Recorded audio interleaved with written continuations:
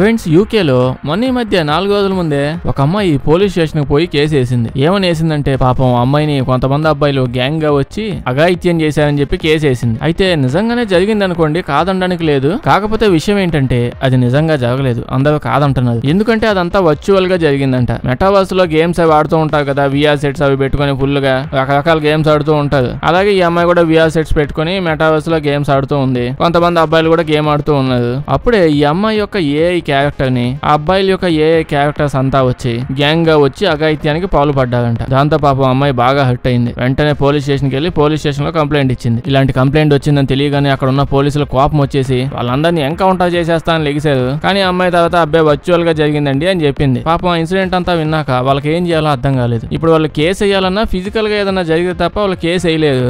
AI టెక్నాలజీకి update అయ్యేంత range లో ఇప్పుడు ఆ లాస్ పెద్దగా ఏమీ లేవు ఇంకా. అందుకే పోలీసులు బాగా ఆలోచించి ఫిజికల్ గా ఏం జరగలేదు కానీ మెంటల్ గా అమ్మాయి మీద ప్రెజర్ పడిందని చెప్పి అమ్మాయి సైకలాజికల్ గా ఎమోషనల్ ట్రామాకి గురైందని వాళ్ళందరి మీద కేసు ఫైల్ చేశారు. అయితే ఇప్పుడు ఆ కేసుని నెక్స్ట్ ఫర్దర్ గా ఎలా డీల్ చేయాలో పాపం వాళ్ళకి తెలియట్లేదంట. ఇప్పుడైతే ప్రజెంట్ ఆ కేసులో పెద్దగా అప్డేట్స్ ఏం లేవు. కాకపోతే వాళ్ళందరి మీద కేసు పడుంది. దీని గురించి ఏం చేయాలో ఆలోచిస్తున్నారు. నాకు అర్థం కాదు ఏంటంటే, ఇప్పుడు ఎవడైనా ఏదైనా ఒక గేమ్ ఆన్ చేస్తారు. ప్రతి గేమ్ లో మామూలుగా ఆ గేమ్ లో ఉన్న వాళ్ళని చంపేయడమో, పొడి చేయడమో, తోసేయడమో ఇట్లాంటి ఫీచర్స్ అన్ని ఉంటాయి. ఈ గేమ్ లో అఘాయిత్యానికి గురి అయ్యేలాగా అసలు ఎవడ యాడ్ చేసాడు ఆ ఫీచర్స్ ని, ఏం చేశాడు, ఎవడోట చేసింది, అసలు ఇలాంటివన్నీ ఎందుకున్నాయి అసలు ఆ మెటావర్స్ లో? దీని గురించి మీరే ఉంటారు, కామెంట్స్ లో చెప్పండి.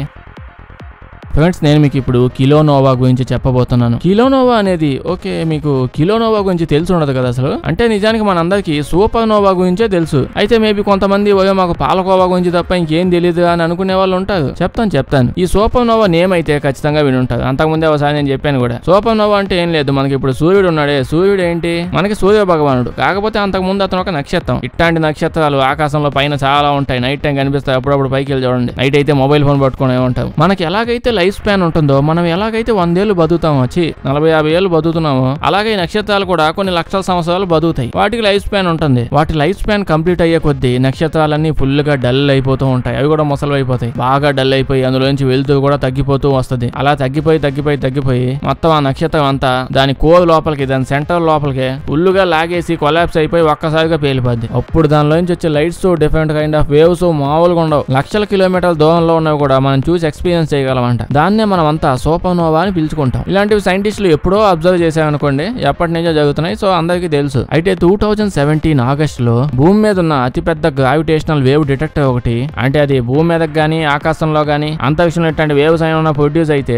వాటిని డిటెక్ట్ చేయడానికి, క్యాప్చర్ చేయడానికి వీటిని వాడుతూ ఉంటారు. ఇలాంటివి భూమి మీద చాలా ఉన్నాయి. కానీ మన భూమి మీద అతిపెద్ద వేవ్ డిటెక్టర్ ఆ రోజు ఆకాశంలో, అంతరిక్షంలో చాలా పెద్ద వేవ్స్ ని కొన్ని లైట్ ఇయర్స్ డిస్టెన్స్ లో గమనించింది. అయితే సైంటిస్టులకి ముందే తెలుస్తూ ఉంటుంది, అంత దూరంలో ఉన్న ఒక నక్షత్రం అది పేలిపోబోతుంది, ఒకవేళ పేలిపోయినా ఇన్ని వేవ్స్ వస్తాయి అని. కానీ ఎక్కడుందో కూడా తెలియకుండా ఒక దారుణమైన వేవ్ ప్రొడ్యూస్ అయింది. సూపర్నోవా నుంచి వచ్చిన ఇంత పెద్దగా ఇదేంటా అని చెప్పి సైంటిస్టులు బాగా ఇంట్రెస్ట్ వచ్చింది. అప్పటికి మన అంతరిక్షంలో భూమి నుంచి ఉన్న హబుల్ స్పేస్ టెలిస్కోప్ ని అటు సైడ్ తిప్పారు. ఆ వేవ్స్ ఉన్నాయి కదా అటు సైడ్ కి. ఈ టెలిస్కోప్ ని ఉపయోగించి కొన్ని రోజుల పాటు చెక్ చేస్తూనే ఉన్నారు వాటి గురించి. అలా చాలా రోజులు చెక్ చేసిన తర్వాత హబుల్ స్కోప్ ఈ ఫోటోని రిలీజ్ చేసింది. అయితే ఇందులో వీళ్ళకి ఏం తెలిసిందంటే, మొట్టమొదటిసారిగా అప్పుడే 2017 లో వీళ్ళు మన సైంటిస్టులు కిలోనోవాని కనిపెట్టారు. కిలోనోవాలో ఏముంటాయంటే, మన స్టార్స్ ఉంటాయి, నక్షత్రాలు. ఇవేదో అలా పేలిపోవడం కాదు. రెండు న్యూట్రల్ గా సపరేట్ గా ఉన్న స్టార్స్ ఒక నక్షత్రం ఇంకో దాన్ని అటాక్ చేస్తూ దాని గ్రావిటీ వల్ల ఒకదానికి ఒకటి దగ్గరకు వచ్చేస్తూ వాడి చుట్టూ అవి తిరగడంతో పాటు ఒకదాని చుట్టూ ఒకటి గట్టిగా స్పీడ్ గా తిరిగేసి అలా తిరిగి గ్రావిటీ మరీ ఎక్కువైపోయి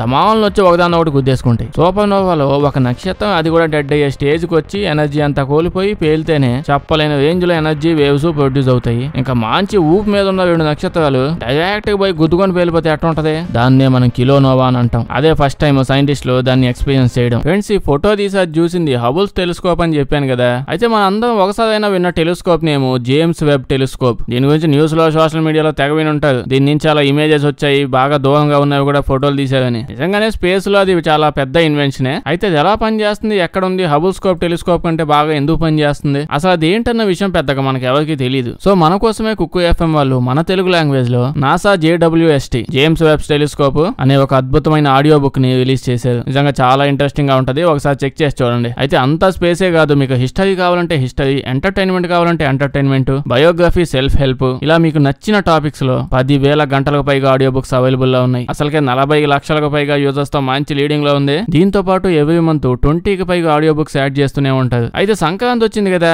అందుకోసమే కుక్కు FM వాళ్ళు మన కోసం ఇయర్లీ ఇంకా మంత్లీ సబ్స్క్రిప్షన్ లో 60% ఆఫ్ ఇస్తున్నారు. అయితే ఈ ఆఫర్ పొందడానికి డిస్క్రిప్షన్ ఇచ్చిన లింక్ మీద క్లిక్ చేసి సంక్రాంతి 60 కోడ్ ని ఎంటర్ చేయండి. అయితే కొంచెం తొందరగా తీసుకుంటే బెస్ట్, ఎందుకంటే ఈ ఆఫర్ ఈ మంత్ 17th దాకే ఉంటుంది. ఒకవేళ 17th తర్వాత మీరు ఈ వీడియో చూస్తున్నట్టయితే మన కూపన్ కోడ్ అయిన ALK200 ని యూజ్ చేయండి, 50% ఆఫ్ పొందండి. ఒకసారి ఇవే బుక్స్ బయట రేట్లు ఎలా ఉన్నాయో చెక్ చేయడానికి ట్రై చేయండి. అన్ని బుక్స్ కొనాలంటే లక్షల్లో అవుద్ది, కానీ మనకి ఇక్కడ 10,000 పైగా ఆడియో బుక్స్ 49 రూపీస్కే వస్తున్నాయి. మన కన్వీనియన్స్ ని బట్టి యాప్ లో అద్భుతమైన ఫీచర్స్ ఉంటాయి. నచ్చిన లాంగ్వేజ్ పెట్టుకోవచ్చు, నచ్చిన జానర్ సెట్ చేసుకోవచ్చు, మీ కన్వీనియన్స్ ని బట్టి వినేటప్పుడు ఆడియో స్పీడ్ ని చేంజ్ చేసుకోవచ్చు. ఇలాంటివి ఎన్నో ఉంటాయి. లేదు మాకు ఇంకా కొత్త ఫీచర్స్ ఏమైనా కావాలి అంటే మీ సజెషన్ ఏదైనా డిస్క్రిప్షన్ లేదా కామెంట్స్ లో ఇచ్చిన గూగుల్ ఫామ్ ని ఫిల్ చేసి చెప్పొచ్చు. జస్ట్ ఒక్కసారి ముందు యాప్ చెక్ చేసి చూడండి, నేను చెప్పినవన్నీ ఉన్నాయో లేదో మీకే అర్థం అవుద్ది. డిస్క్రిప్షన్ అండ్ కామెంట్స్ లో లింక్ అవైలబుల్ లో ఉంది, ముందు డౌన్లోడ్ చేసి చూడండి, తర్వాత మీ మనసుకు నచ్చింది వినండి. ఫ్రెండ్స్, మొన్నే బీహార్లో కొంతమంది స్కామర్స్ ని పోలీసులు పట్టుకుని అరెస్ట్ చేశారు. అంటే అక్కడ ఎక్కువ స్కామ్లు జరుగుతాయి తెలిసిందే. విషయం ఏంటంటే ఆ న్యూస్ చూడకముందే ఆ స్కామ్ కి సంబంధించిన రీల్ నాకు వచ్చింది. పనిలే ఉన్నప్పుడు పీకేదేముంది, ఆ ఇన్స్టా రీల్స్ చూస్తూ ఉంటాను కాబట్టి అందులో వచ్చింది. ఏంటంటే వాళ్ళు మనకి జాబ్ ప్రొవైడ్ చేస్తున్నారు. వాళ్ళు మనకి ప్రొవైడ్ చేసే ఆ జాబ్ ఏంటంటే మనం పోయి ఈ పిల్లల్ని కనాలి, ఓన్లీ మెన్స్ కి మాత్రమే. అంటే ఇండియాలో చాలా మంది పిల్లలు లేని అమ్మాయిలు మహిళలు వాళ్ళు ఉంటారు కదా, సో అలా పిల్లలు లేని వాళ్ళ కోసం ఈ కంపెనీ వాళ్ళు అబ్బాయిల్ని హైర్ చేస్తారు. ఈ అబ్బాయిలు వెళ్ళి ఆ పిల్లలు లేని అమ్మాయిలు లాంటి వాళ్ళ దగ్గరికి వెళ్ళి అది చేసి పిల్లల్ని కనాలంట. ముందైతే ఆ పోస్ట్ చూసినప్పుడు మేబీ నిజమే కదా, పిల్లలు లేని వాళ్ళు అటువంటి వాళ్ళు ఉంటారు కదా, జెన్యూన్ కంపెనీ ఏమో అని అనుకున్నాను. అయితే దానికోసం రిజిస్ట్రేషన్ ఫీజు 5,000 కట్టాలి. అక్కడ దాకా కూడా నాకు పెద్దగా డౌట్ రాలేదు. లాస్ట్ లో కూడా ఒక పాయింట్ మెన్షన్ చేశాడు, అదేంటంటే నార్మల్ అమ్మాయిని ప్రెగ్నెంట్ చేయాలంటే 5,000 రిజిస్ట్రేషన్ ఫీజు అంట, అదే మీ అందమైన అమ్మాయిని ప్రెగ్నెంట్ చేయాలంటే 20,000 రిజిస్ట్రేషన్ ఫీజు అంట. కరెక్ట్ గా అప్పుడే వెలిగింది నాకు.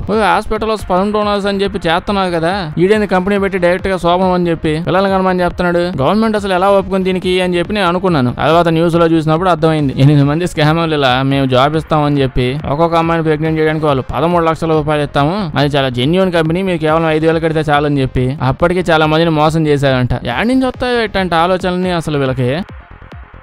ఫ్రెండ్స్, అది 1994 ఫ్లోరిడాలో డయానా అనే యాంటీ కనిపిస్తుందా. పొద్దున లెగ్గానే ఈ యాంటీకి బాగా ఆకలేసింది. మంచి కాయలు పళ్ళు తినేంత సీన్ మనకి ఎలాగూ లేదు కాబట్టి అద్భుతమైన గ్రిల్ చీజ్ శాండ్విచ్ తిందామని చెప్పి కిచెన్ లోపలికి వెళ్ళి శాండ్విచ్ చేసుకుంది. జెట్ స్పీడ్ లో స్పీడ్ గా వచ్చి ఆ శాండ్విచ్ ని కొరికి నోట్లో వేసి నవ్వుతా ఉంటే ఆంటీకి ఆ శాండ్విచ్ మీద ఏదో ఉందని అర్థమైంది. గమనిస్తే ఆ చీజ్ మీద ఎవరు ఉన్నారో తెలుసా, మేరీ మాత ఉందంట. జీసస్ వాళ్ళ మమ్మీ. జీసస్ మమ్మీ పొద్దున్నే ఇవిడికి వరం వేయడానికి వచ్చిందా అంటే పొద్దున్నే లేచి చీజ్ శాండ్విచ్ చేసుకుని కాళ్ళు వేసుకొని శుభ్రంగా తింటుంది.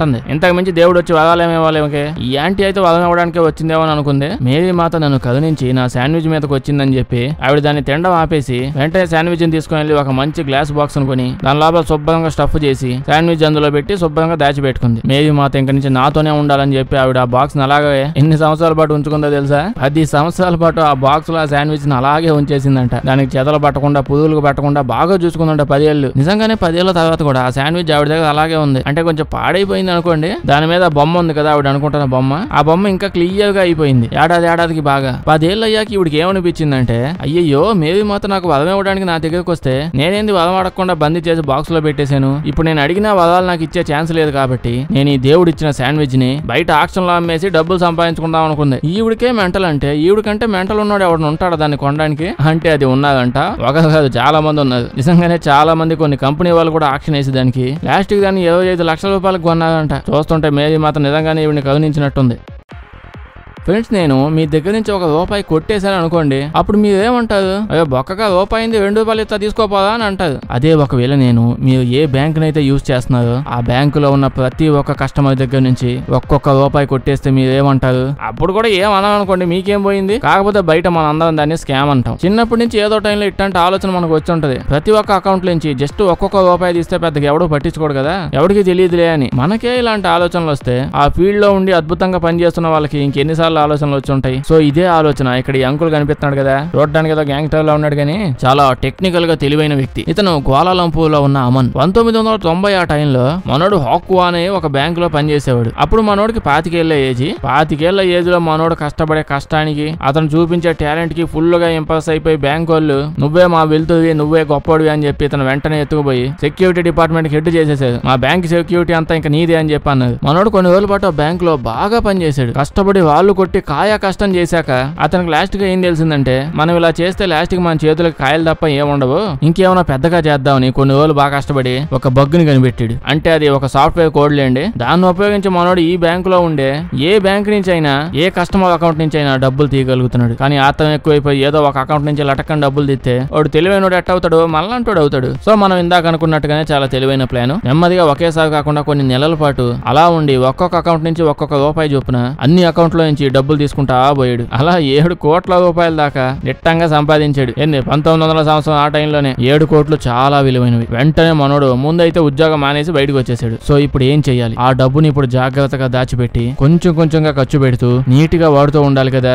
ఇక్కడ కూర్చొని ఇట్లా సొల్లు చెప్తూ మాట్లాడుతూ ఉంటే బానే ఉంటది. అదే ₹1 ఖర్చు పెట్టా జాంకాయలు కొని దీని బతుకుదా. కానీ 25 ఏళ్ళ ఏజ్ లో అన్ని డబ్బులు కొట్టేసాడు. ఇంకా ఖర్చు పెట్టాలనే ఊపు ఆగిద్దా ఏంది? అస్సలు ఆగలేదు మనోడికి. ఆ తర్వాత నుంచి అప్పటిదాకా మార్కెట్ లో ఉన్న పెద్ద పెద్ద కార్స్ అన్నిటిని కొనిపడేసాడు. ల్యాంబోర్గినీలు, రోల్స్ రాయ్స్ అది ఇది తేడా లేదు. కాస్ట్లీ కాదా తెచ్చి ఇంట్లో పడాయి అంతే. వాడు వాడిన వాడకానికి వాడు పెట్టిన ఖర్చుకి ఆ అంతస్తుకి ఎంతెంత డబ్బులు ఖర్చు పెడుతూ ఉన్నాడంటే అక్కడ ఉన్న వాళ్ళందరూ ఇంకా వీడియో వరల్డ్ లో ప్రజెంట్ అందరికంటే ధనం ఉంటుందని అనుకుంటూ ఉండేవాళ్ళు. ఒక టీవీ ఛానల్ అయితే డైరెక్ట్ గా తీసుకొని వచ్చి న్యూస్ లో కూర్చోబెట్టి ఇంత లగ్జరీ లైఫ్ ఎవడో లీడ్ చేయలేదని చెప్పి ఇంటర్వ్యూ కూడా చేశాడు. కానీ విషయం ఎవరికి తెలియదు అప్పటికి కూడా. వీడు ఆల్రెడీ ఉద్యోగం ఎలాగో మానేశాడు. ఉద్యోగం అనేది చాలా రోజులు తర్వాత చేశాడు. సో బ్యాంక్ లో ఉన్న వాళ్ళు ఎవరికి వీడి గురించి తెలియదు, అంతా మర్చిపోయారు. ఇక్కడ దాకా కూడా తెంగవాళ్ళలాగా తెలివి తక్కువ బిహేవ్ చేశాడు ఓకే. కానీ పనికి మళ్ళీ మరి టీవీ లోపల కూడా వెళ్ళిపోయాడు. సో ఆ బ్యాంక్ యొక్క మేనేజర్ టీవీలో చూస్తా ఉంటే ఇటు కనిపించాడు. మొన్నటి దాకా నా కింద అపార్ట్మెంట్ లో రెంట్ తీసుకుని ఉండేవాడు, ఈడేం సడన్ గా మా అపార్ట్మెంట్ మొత్తం కొనేసినట్టున్నాడు అని చెప్పి ఆయనకి డౌట్ వచ్చింది. సో వెంటనే వెళ్ళి వాడు ఎక్కడ పని చేశాడు, ఆ డెస్క్, ఆ సెక్యూరిటీ మొత్తం అంతా చెక్ చేస్తే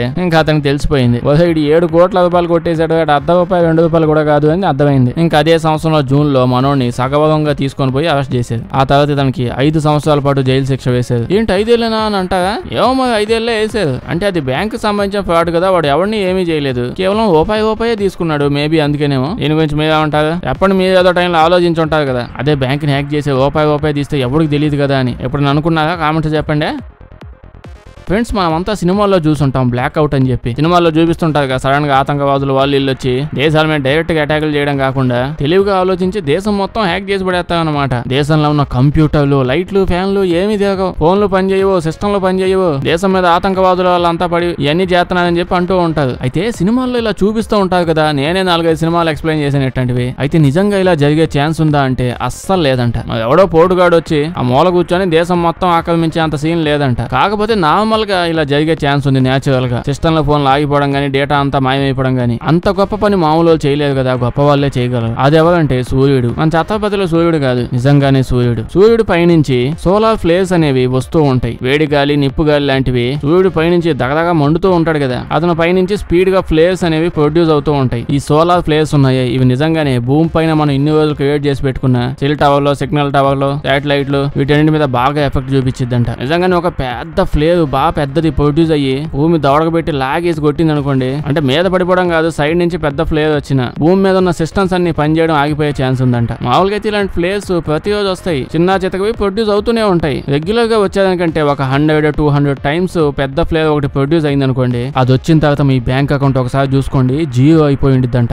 నా బ్యాంక్ అకౌంట్ ఇప్పుడు కూడా జీరోనే ఉందంటగా, ఇట్స్ ఓకే. అయితే దాంతో పాటు మీ సిస్టమ్ లో ఉన్నవి, ల్యాప్టాప్ లో ఉన్నవి, ఫోన్ లో ఉన్నవి అన్ని డేటాలు పోతాయి. డేటా అనేది లేకుండా జీరో అయిపోద్ది. కమ్యూనికేషన్ డివైస్ ఏమీ పనిచేయమంట ఆ టైప్ లో వస్తే. అయితే ఇప్పుడు వచ్చిందని చెప్పట్లేదు, సైంటిస్టులు చెప్పేదాని ప్రకారం ఒక దాదాపు 4-5 వేల సంవత్సరాల దాకా ఇలాంటిది జరిగే ఛాన్స్ లేదు. అంటే ఆ తర్వాత జరిగే ఛాన్స్ ఉందన్నమాట. అయితే 4-5 వేల సంవత్సరాల తర్వాత మళ్ళీ పుడితే బాగుండు, ఎట్టుండిద్దో చూడొచ్చు. మీరేమంటారో కామెంట్స్ చెప్పండి. ఫ్రెండ్స్, మనందరికీ రోమన్స్ గురించి తెలుసు, చాలా అద్భుతమైన కట్టడాలు కట్టారు. అందరికంటే ముందు కన్స్ట్రక్షన్ స్టార్ట్ చేసిందే వీళ్ళు అనుకోండి. వీళ్ళు అసలు ఏమేం కనిపెట్టారో లిస్ట్ తీస్తే అంతా షాక్ అయిపోతాం. ఆ రేంజ్ లో కనిపెట్టారు. ఆ టైంలో మనం కనిపెట్టిన ఒక విషయం ద లైకర్స్ కప్. అంటే కొన్ని తవ్వకాల్లో ఇది బయటపడింది. సైంటిస్టులు దీని మీద బాగా టెస్టులు చేశారు. అయితే వీళ్ళు ఎన్ని టెస్టులు చేసినా ఎంత గీకినా వాళ్ళకి అస్సలు అర్థం కావట్లేదు. ఏముందో ఎవడో ఏదో తీసి గీకినట్టున్నాడు శుభ్రంగా అంటే అంత లేదు. నిజానికి దీన్ని ఒక టైప్ ఆఫ్ గ్లాస్ తో తయారు చేశారు. గ్లాస్ తో తయారు చేసినా దాని మీద లైట్ వేసామనుకోండి అది బయట నుంచి గ్రీన్ కలర్ లో కనిపిస్తుంది. అదే లోపల నుంచి లైట్ వేసామనుకోండి అది రెడ్ కలర్ లో చేంజ్ అయిపోద్ది. ఇప్పుడు ఎవడన్నా ఇలా చేస్తే ఏదో మ్యాజిక్ చేస్తున్నాడు లేదా అని అనుకోవచ్చు. కానీ అప్పట్లో వీళ్ళు ఎలా చేశారు ఎవరికి తెలియదు. వాళ్ళు గోల్డ్, సిల్వర్ ఇలాంటి మంచి మంచి మెటల్స్ ని బేభత్సమైన రేంజ్ లో గ్రైండ్ చేసి దానిలో ఎవరికి తెలియని ఏదో టైప్ ఆఫ్ లిక్విడ్ ని కలిపి దాంతో ఇంత అద్భుతమైన గ్లాస్ ని తయారు చేసి దీన్ని చెక్కారంట. అయితే వాళ్ళు ఆ గ్లాస్ ని ఏ రేంజ్ లో పార్టికల్స్ గా చేశారంటే అవి నానో పార్టికల్స్ అంత చిన్న ఉన్నాయంట. మనమైతే ఈ నానో పార్టికల్స్ ని కనుక్కుందే 1970s లో మైక్రోస్కోప్లు ఉంటే గానీ వాటిని తయారు చేయలేము. అంత చిన్నవి ఎవడి వల్ల చేయడం కాదు. కానీ రోమన్స్ అప్పట్లోనే మైక్రో పార్టికల్స్ రేంజ్ లో వీటిని చేసి దాంతో చేశారు. అది కూడా చాలా పర్ఫెక్ట్ గా చేశారు. సైంటిస్టులకు అసలు ఎక్కలేదు ఈ రేంజ్ లో వాళ్ళు ఎలా చేశారో అప్పట్లోనే అని. ఇంకా ఎన్నెన్ని అద్భుతాలు తయారు చేసి వాడుకున్నారు. మీరే ఉంటారో కామెంట్స్ చెప్పండి. వీడియో నచ్చుంటే లైక్ చేయడం మర్చిపోకండి. ఇలాంటి వీడియోలు ఇంకా కావాలంటే మా ఛానల్ ని చెక్ చేసి చూడండి. సబ్స్క్రైబ్ చేసి గంట కొట్టేయండి. అలాగే కుక్కు ఎఫ్ఎం యాప్ ని డౌన్లోడ్ చేయడం మర్చిపోవద్దు. ప్రతి వీక్ కొత్త ఆడియో బుక్స్ యాడ్ చేస్తూనే ఉంటారు. దీని లింక్ ఇంకా కూపన్ కోడ్ డిస్క్రిప్షన్ లో పెట్టి ఉంచాను. చెక్ చేసి చూడండి. Thank you.